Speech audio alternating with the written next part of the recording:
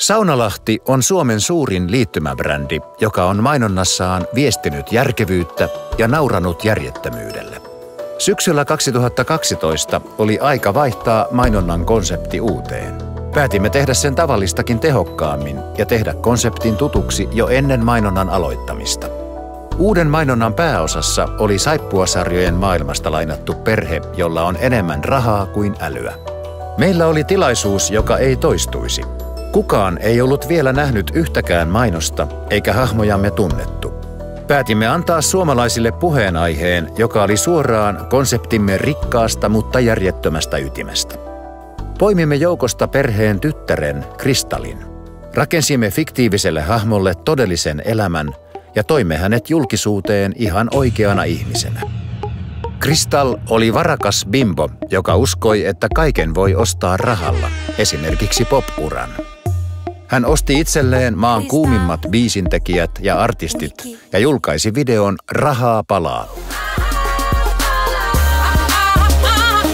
Kristall antoi haastatteluja ja pudotteli suustaan jättiläissammakoita. Jos ei ole rikas, on köyhä. Hän oli rikas, tyhmä ja äänekäs ja teki jatkuvasti virheitä. Yhdistelmä oli dynamiittia. Kansa rakasti nauraa hänelle. Suomalaiset kertoivat toisilleen tietoa rikkaasta typeryksestä, joka tuhlaa ilman järjen häivää.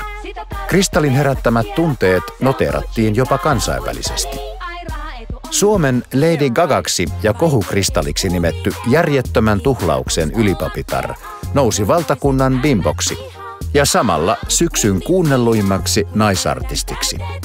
Tosiasiassa Kristallia ohjasi ryhmä, joka kokoontui päivittäin sopimaan seuraavista siirroista. Myös siitä, kuinka kuukauden leikin jälkeen Saunalahti tunnusti olevansa Kristallin takana. Paljastusta seurasi taas kohu, mutta nyt uudesta kulmasta.